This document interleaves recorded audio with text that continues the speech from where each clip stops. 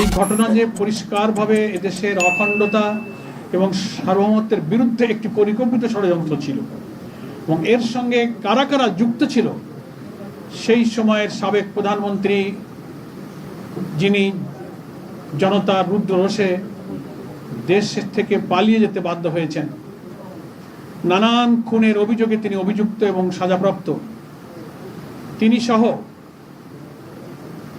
আধিপত্যবাদী শক্তির প্রত্যক্ষ মদদে আমাদের অখণ্ডতা এবং সার্বভৌমত্বকে বিকিয়ে দেওয়ার জন্য ইতিহাসের নৃশংসতম এই সেনা হত্যাযজ্ঞ তাদেরই পরিকল্পনায় হয়েছিল। নানান গোয়েন্দা সংস্থার তথ্যে সেটা উঠে এসেছে। বারবার সে কাহিনী চাপা দিতে চাওয়া হয়েছে নানান এজেন্সির মধ্য থেকে।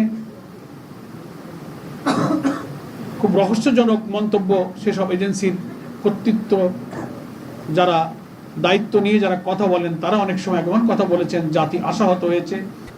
দায় একবার একজন একদিকে ঠেলে দিতে চান, প্রকৃত অপরাধীকে এড়াবার জন্য এক এক সময় এক এক কথা, এক এক দায় একদিকে ঠেলে দেবার চক্রান্ত সব সময় সব আলোচনায় আমরা শুনতে পাচ্ছি। আমরা কতদিন এই নির্মমতার বোঝা বয়ে চলব? এই সব শহীদ পরিবারের চোখের পানি, তাদের সন্তানদের আহাজারি, তাদের এই বেদনার একটা পরিসমাপ্তি হওয়া দরকার। এর সুষ্ঠু বিচার, তদন্ত এবং এর আসল রহস্য জাতির সামনে প্রকাশ্যে উন্মোচনের মধ্য দিয়ে।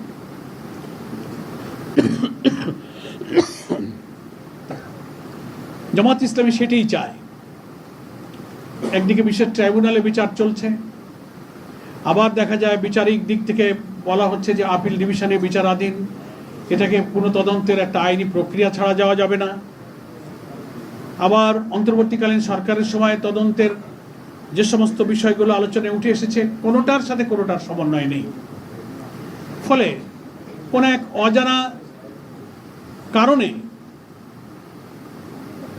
আমাদের দেশপ্রেমিক এই সেনাবাহিনীর এই নির্মম হত্যাকাণ্ডের রহস্যটাকে কেন যেন চাপা দিয়ে রাখার চেষ্টা করা হচ্ছে বারবার। এই জন্য আমরা এই আলোচনাকে আর দীর্ঘ না করে কথা, আমাদের মূল আজকে একটাই, যে সেই সময়কার ক্ষমতাসীন প্রধানমন্ত্রীর নির্দেশনায়, সহযোগিতায়, মদদে এই ঘটনা যে ঘটেছিল তার সাথে কারা কারা জড়িত ছিল বিভিন্ন সময় বিভিন্নভাবে নাম এসেছে, বিচারের মুখোমুখি হতে যাচ্ছে, আমরা শুনতে পাচ্ছি। এই ঘটনার সাথে কোন দেশের কিরকম পরিকল্পনা, কারা কারা যুক্ত ছিলেন, এগুলো একেবারেই পরিষ্কার করে জাতির সামনে তুলে ধরা প্রয়োজন। সেই সময়কার ভিডিওগুলো, ছবিগুলো, কিভাবে সেনা অফিসাররা চিৎকার দিচ্ছেন, আহাজারি করছেন। প্রধানমন্ত্রী এই হত্যাকাণ্ডের পর সেনা অফিসারদের নিয়ে যে মিটিং করেছিলেন, সেখানে তদানীন্তন প্রধানমন্ত্রীর বক্তব্য চলাকালে সেনা অফিসারদের যে কি আহাজারি, কি কান্না, যে কেন সাথে সাথে এত অনুরোধ করার পরও এই হত্যাকাণ্ডের বিরুদ্ধে সেনাবাহিনীকে অ্যাকশন নিতে, তাৎক্ষণিক সেখানে ব্যবস্থা নিতে দেওয়া হয়নি, কেন বিলম্ব করা হলো।